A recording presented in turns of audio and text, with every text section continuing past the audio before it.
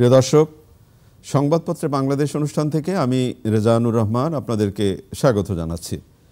বিভিন্ন জাতীয় দৈনিকে প্রকাশিত খবরের বিশ্লেষণ নিয়ে আমাদের আজকের এই অনুষ্ঠানে অতিথি হিসেবে উপস্থিত আছেন নাগরিক সংহতির সাধারণ সম্পাদক শরীফুজ্জামান শরীফ। শরীফ, স্বাগত আপনাকে অনুষ্ঠানে। পত্রপত্রিকায় প্রকাশিত কয়েকটা গুরুত্বপূর্ণ শিরোনাম আপনাকে আমি পড়ে শোনাই, তারপর আমরা আলোচনায় যেতে চাই। প্রথম আলো, সংবিধান প্রতিস্থাপন ও আওয়ামী লীগকে অপ্রাসঙ্গিক করা নিয়ে আলোচনা। ক্যাম্পাসের বাইরে থাকেন ৫৭% ছাত্রী, ৩৪% ছাত্র। ঢাকা বিশ্ববিদ্যালয়ের আবাসন সংকট। দৈনিক যুগান্তর, জুলাই বিপ্লবের ঘোষণাপত্র প্রকাশকাল, কবরস্থ হচ্ছে ৭২-এর সংবিধান। প্রাথমিক প্রক্রিয়া সম্পন্ন, প্রশাসনের ৩ স্তরে শিগগিরই পদোন্নতি। দৈনিক সমকাল, রাতের ভোটের আমলারা রয়ে যাচ্ছেন অধরা। ৩১ ডিসেম্বর মুজিববাদের কবর রচিত হবে, সংবাদ সম্মেলনে হাসনাত। বিপ্লবের ঘোষণাপত্রের সঙ্গে সরকারের সম্পর্ক নেই, প্রধান উপদেষ্টার প্রেস উইং। কালের কণ্ঠের শিরোনাম, উদ্বেগ কৌতূহল ৩১ ডিসেম্বরকে ঘিরে। ঘোষণাপত্রের লক্ষ্য উদ্দেশ্য নিয়ে বিএনপির সন্দেহ, জামায়াত না দেখে মন্তব্য করবে না। দৈনিক ইত্তেফাক, ৭২-এর সংবিধান কবরস্থ, আওয়ামী লীগকে অপ্রাসঙ্গিক করার ঘোষণা আসছে। কি আছে ঘোষণাপত্রে? জুলাই বিপ্লবের ঘোষণাপত্রের সঙ্গে সরকারের কোনো সম্পৃক্ততা নেই, প্রেস সচিব। বাংলাদেশ প্রতিদিন, আলোচনায় ঘোষণাপত্র, মসনদ থেকে কাঠগড়ায় শেখ হাসিনা। রাষ্ট্র সংস্কার হলে চরিত্র বদলাবে। মানবজমিনের শিরোনাম, চাকরিচ্যুত সেনাদের জাহাঙ্গীর গেটে অবরোধ। ৫ই আগস্টের পর একটি দল ব্যাংক দখল করেছে, রিজভী বলেছেন। খবরের কাগজের শিরোনাম, বৈষম্য বিরোধীদের ঘোষণাপত্রকাল, গুরুত্ব বৈষম্যহীন সমাজ ও ন্যায় বিচারের, প্রত্যাশার সঙ্গে স্পষ্ট বাধাও। সময়ের আলো, ঘোষণাপত্র আইনি বৈধতা পাবে কি? পাখির আঘাতে নিভে গেল ১৭৭ প্রাণ, দক্ষিণ কোরিয়ায় বিমান বিধ্বস্ত। দৈনিক দিনকাল, যুক্তরাজ্যে শান্তির মুখোমুখি মুজিব নাতনি টিউলিপ, একটি পাখি কেড়ে নিল ১৭৯ প্রাণ। দৈনিক করতোয়া, আওয়ামী লীগকে অপ্রাসঙ্গিক দল ঘোষণা করা হবে। জানুয়ারি থেকেই ৩৫,০০০ টাকা ভাতা দাবি চিকিৎসকদের, সমাবেশে গেলেন না সার্জিস, ভুয়া ভুয়া স্লোগান। দেশ রূপান্তরের শিরোনাম, কি ঘোষণা আসছে কাল? রেড বাধা ঘুষে জনস্বাস্থ্যের বদলি। দৈনিক জনকণ্ঠ, আসছে সংবিধান বাতিলের ঘোষণা। রূপালী বাংলাদেশ, নগর জুড়ে আতশবাজি, আগুন আতঙ্ক। আপনি শিরোনাম শুনলেন। আগামীকাল কি হচ্ছে এ নিয়ে বেশ একটা সবার অপেক্ষা। বিশেষ করে জুলাই বিপ্লবের ঘোষণাপত্র প্রকাশ হবে কাল। ৭২-এর সংবিধান কবরস্থ ও আওয়ামী লীগকে অপ্রাসঙ্গিক করার ঘোষণা আসছে। আপনাকে ধন্যবাদ, দর্শক শ্রোতাদেরকে ধন্যবাদ। আমি আলোচনার শুরুতে ছোট্ট একটা গল্প দিয়ে শুরু করি। এটা গল্পই বলে নিচ্ছি যে জর্জ বুশ, জুনিয়র বুশ যখন ইরাক আক্রমণ করতে যান, তো তার আগে তিনি একটা জাতির উদ্দেশ্যে, আমেরিকানদের উদ্দেশ্যে একটা ভাষণ দিলেন। এবং ভাষণে তিনি বললেন যে আমাদের সেনারা আগামী জুন মাসে ইরাক আক্রমণ করবে। আমরা ৩ মাস সেখানে থাকব এবং এই ৩ মাসে আমরা ২ লাখ ইরাকিকে হত্যা করব এবং ফেরত আসার সময় আমরা সেখান থেকে ইরাকের জাতীয় পশু ছাগল, আমরা ১০০ ছাগল ধরে নিয়ে আসব। তো তার পরের দিন সারা আমেরিকা জুড়ে বিভিন্ন টেলিভিশনে আলোচনা শুরু হলো যে তিনি কেন প্রেসিডেন্ট ১০০ ছাগল নিয়ে আসতে চাইছেন। তো তাদের যে দলীয় নির্বাচনের যে দুটো প্রতীক, তার বাইরে আবার ছাগল কেন? তো এই ছাগলকে নিয়ে আবার সেখানকার পরিবেশবাদীরা এবং প্রাণী অধিকার নিয়ে যারা কথা বলেন তারা বলছেন যে এই ছাগলগুলোকে জাহাজে করে, বিশেষ করে উড়োজাহাজে করে যখন আনা হবে তার অধিকার লঙ্ঘিত হবে কিনা, ইত্যাদি ইত্যাদি। তো এই আলোচনার মধ্যে ওই যে ২ লাখ ইরাকিকে আমরা হত্যা করব, এই আলোচনাটা আর থাকলো না, এগুলো পেছনে চলে গেল। আলোচনায় চলে আসলো ১০০ ছাগল। আমি মাঝে মাঝে দেখি আমাদের এখানে অনেক সময় এরকমের মানুষের জীবনের যে সংকটগুলো, সেই সংকটগুলো অন্যান্য ইস্যু এসে ১০০ ছাগলের আড়ালে চাপা পড়ে যায়। ভালো কথা। আজকে ৩ দিন ৪ দিন আগে বাংলাদেশের সচিবালয়ে সেখানে আগুনের ঘটনা ঘটেছে এবং খুব গুরুত্বপূর্ণ অনেক ডকুমেন্টস পড়ে গেছে। আপনি কোনো মিডিয়াতে কি দেখছেন? নাই। তার 2 দিন আগে 7 জন মানুষকে কুপিয়ে হত্যা করা হয়েছে একটা লঞ্চে, এবং তার পরের দিনের ঘটনাটা আমরা অনেকেই মিডিয়াতে খুব একটা আসেনি। যাদেরকে হত্যা করা হয়েছে তাদের একজনের পিতা সন্তান হারানোর শোকে হার্ট অ্যাটাক করে তিনি মারা গেছেন। অর্থাৎ 8টি হত্যাকাণ্ড। আপনি কোনো মিডিয়াতে কি দেখছেন? না। ওই যে ছাগলের আড়ালে আমাদের জনজীবনের অনেক সংকটগুলো এই সময়কালে আমি দেখছি। অনেকে হয়তো আমার এই কথাগুলো পছন্দ করবেন না, কিন্তু আমি আমার জায়গা থেকে দেখছি। আপনি পত্রিকা খোলেন, অসংখ্য শীতের সবজি বাজারে আসার কারণে লাল শাকের আটা হয়তো একটু দাম কমেছে, কিন্তু অন্যান্য পণ্য কিন্তু সহনীয় জায়গা আসেনি। আপনি সকালবেলায় ফেসবুক খোলার সঙ্গে সঙ্গে দেখবেন অমুক জায়গায় সড়ক দুর্ঘটনায় 4 জন, তমুক জায়গায় 6 জন। আজকেও আছে। আপনি প্রত্যেকটা জায়গায় 7 জেলায় সড়ক দুর্ঘটনা, ছাত্র শিক্ষক ও প্রকৌশলী সহ 14 জন নিহত। 14 জন। অর্থাৎ এটা কোনো ইস্যু না, এটা কোনো আলোচনার বিষয় না, এবং এর প্রেক্ষিতে কোনো পদক্ষেপ নেওয়া কোনো প্রয়োজন নেই। আপনাকে আমি একটা ছোট্ট প্রশ্ন করতে চাই, মানে এই প্রশ্নটা আমার মনে হয় আমার মতো অনেক সাধারণ নাগরিকও হতে পারে। এই অন্তর্বর্তী সরকার বললেন ছাত্ররা তাদের নিয়োগকর্তা, তারা তাদেরকে নিয়োগ দিয়েছে, কিন্তু আজকে প্রধান উপদেষ্টার প্রেস উইং যেটা বলছেন, ঘোষণাপত্রে কালকে যে ঘোষণাপত্র দেওয়া হবে সেই ঘোষণাপত্রের সঙ্গে সরকারের কোনো সম্পর্ক নাই। তা ছাত্ররা যে সরকারকে নিয়োগ দিল সেই ঘোষণার সাথে সরকারের কোনো সম্পর্ক নাই। আমি একটু বুঝতে চাচ্ছি। আচ্ছা, ঘটনা এই প্রসঙ্গটা আমি আসছি।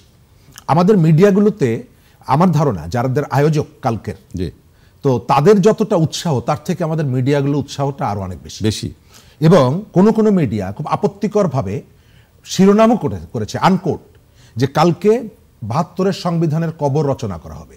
এটি আয়োজকদের পক্ষ থেকে কেউ বলতে পারে, কিন্তু যতক্ষণ পর্যন্ত এই সংবিধান আছে আপনি এই শিরোনামটা 4 কলামের, আমি দেখেছি 2টো পত্রিকায় 4 কলামে এই হেডিংটা করতে পারেন না। আপনি অতিরিক্ত উচ্ছ্বসিত হতে পারেন, কিন্তু আপনি যখন নিউজটা করবেন আপনার কতগুলো রেসপন্সিবিলিটি থাকতে হবে। এক।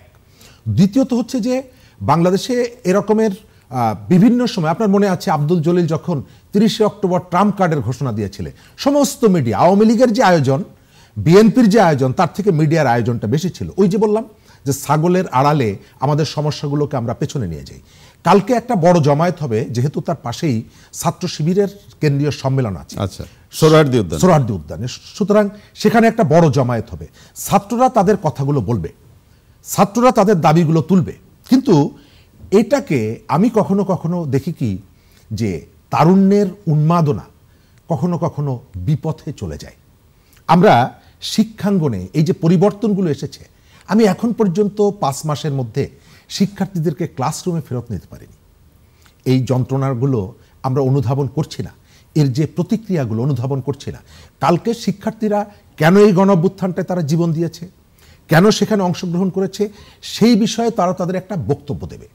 তবে এই বক্তব্যটা আমি মনে করি যে, এবং এটি সঙ্গতই, যে বাংলাদেশের যে সংবিধান, হ্যাঁ তারা হয়তো বলছে যে এই সংবিধান তারা মানেন না, এই স্পিরিটটা তার থাকতেই পারে, কিন্তু এখন পর্যন্ত বাংলাদেশের যে সংবিধানটা আছে সেই সংবিধানটাকে আমি রেসপেক্ট না। আমি যে প্রশ্নটা আপনি যে প্রশ্নটা করেছেন, আমি এই যে আয়োজন করে যে ধরনের ঘোষণা দেওয়া হচ্ছে সংবিধানের বিষয়ে আপনার যদি কোনো ভিন্ন মত থাকে, যেহেতু এই শিক্ষার্থীদের আন্দোলনের মধ্য দিয়ে গঠিত সংস্কার কমিটি, সংবিধান সংস্কার কমিটি হয়েছে, আপনি তাদের কাছে আপনার প্রস্তাবগুলো জমা দেওয়ার স্কোপটা ছিল, আপনি সেটা গ্রহণ করেননি। হয়তো কালকের ইভেন্টটা একটা রাজনৈতিক ইভেন্ট। আপনি যে প্রশ্নটি করেছেন এর সাথে সরকারের একটা বৈপরীত্য আছে বলতে, সংবিধানটা শিক্ষার্থীরা, আন্দোলনের যারা চ্যাম্পিয়ন ছিলেন তারা এই সংবিধানটা মানছেন না, এটার সাথে সরকার যদি বলে যে আমিও মানছি না, তাহলে তাদের কিন্তু ভিত্তিটা থাকে না, তাদের বৈধতাটা থাকে না। সুতরাং এটা একটা জটিল জায়গায় শিক্ষার্থীরা যে দাবিটা নিয়ে যাচ্ছে, যে বক্তব্য নিয়ে যাচ্ছে, এটা একটা রাজনৈতিক জায়গা থেকে তারা যাচ্ছে, কিন্তু আইনগত যে জায়গায়, কারণ ইতিমধ্যেই গণঅভ্যুত্থানের যে চ্যাম্পিয়ন যারা ছিল, সামনে যারা ছিল, তারা নানা রকমের বিতর্কের মধ্যে জড়িয়ে পড়েছে, এবং তার সাথে যারা যুক্ত ছিল তাদের অনেকেই রাজনৈতিক কারণে তারা বিভিন্ন দিকে সরে গেছে যখন দেখেছে যে এদের নেতৃত্বে নতুন রাজনৈতিক দল হচ্ছে। সুতরাং অন্য যে রাজনৈতিক দলগুলোর নেতাকর্মীরা এই প্ল্যাটফর্মের সঙ্গে যুক্ত হয়েছিলেন, স্বাভাবিক কারণে তারা এটার সঙ্গে থাকবেন না। তারা সরে গেছেন। সুতরাং আগের যে ধরনের একেবারে স্পিড এবং একক সত্তা তাদের ছিল সেটি এখন নেই, এটি স্বীকার করতে হবে। আর একটা জায়গা হচ্ছে কি, আমাদের আপনি স্বীকার করেন বা না করেন, বাংলাদেশের মুক্তিযুদ্ধ একটা অনন্য ঘটনা। আওয়ামী লীগ সেই মুক্তিযুদ্ধকে তার রাজনৈতিক কাজে ব্যবহার করেছে। এটা মুক্তিযুদ্ধের নিজের কোনো অপরাধ না, এটা আওয়ামী লীগের অপরাধ। কিন্তু আমাদের একটা পক্ষ আছে যারা মুক্তিযুদ্ধ এবং মুক্তিযুদ্ধের মধ্য দিয়ে অর্জিত প্রত্যেকটি বিষয় এটা আসলে কেমন যেন একটা অস্বস্তি বোধ করেন এবং কোনো না কোনোভাবে সেটিকে ডাইভার্ট করে দেওয়া, সেটাকে অন্যদিকে নিয়ে যাওয়ার একটা প্রবণতা আছে। আমি গত কয়েকদিন ধরে অনেকগুলো জায়গায় বলেছি, শেখ হাসিনা সরকার বাংলাদেশ নামক ট্রেনটিকে দিল্লি অভিমুখে করে ফেলেছিলেন, দিল্লির কাছে নিয়ে গেছিলেন। আমরা 5ই আগস্টের পরে চেয়েছিলাম এই ট্রেনটা ঢাকায় ফিরে আসবে, কিন্তু কখনো কখনো দেখছি এই ট্রেনটা দিক পরিবর্তন করে আবার করাচির দিকে চলে যাচ্ছে। আমরা এই জায়গাটার পরিবর্তনটা চাই। আপনি যদি স্পিরিটের কথা বলেন, গণ অভ্যুত্থানের স্পিরিটের কথা বলেন, আপনার এখানে ঐক্যের কথা বলা হচ্ছে, বিরাট সমাবেশ, কিন্তু সেই ঐক্যের জায়গায় আপনি কোনো দোকানদারকে দেখছেন না, আপনি কোনো কৃষককে দেখছেন না, ঢাকা শহরে সাধারণ মানুষকে দেখছেন না।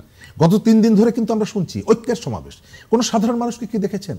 প্যান্ট টাই স্যুট পরা লোকজন এসে চা শ্রমিকের কষ্টের কথা বলছেন, তারপরে হচ্ছে কৃষকের কষ্টের কথা বলছেন। তো এখানে কৃষক কই, এখানে শ্রমিক কই? একটু রাজনৈতিক দলগুলোর মন্তব্য শোনাই আপনাকে। যেমন বিএনপি বলেছে যে ঘোষণাপত্রের লক্ষ্য উদ্দেশ্য নিয়ে বিএনপির একটু সন্দেহ আছে এবং বাতিল হতে পারে না, সংশোধন হতে পারে, বাতিল হতে পারে না। আর মির্জা আব্বাস একটি খুব গুরুত্বপূর্ণ কথা বলেছেন যে সংবিধানকে কবর দেওয়ার কথা শুনলে কষ্ট লাগে। আমি ওই জায়গাটাই আপনাকে মিন করেছি যে মুক্তিযুদ্ধের ভেতর থেকে যে অর্জনগুলো, এই সংবিধান মুক্তিযুদ্ধের ভেতর থেকে অর্জন।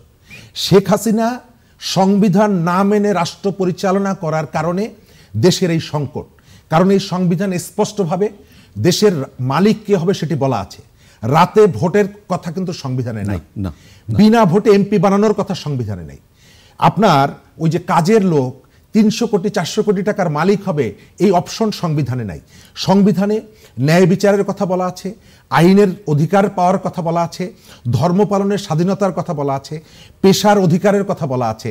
কিন্তু এগুলো না মেনে শেখ হাসিনা যে দানবী একটা শাসন কায়েম করেছিল, সেখানে আমাদের সংবিধানের ব্যত্যয় ছিল, সংবিধান থেকে অনেক দূরে তিনি নিয়ে গেছিলেন।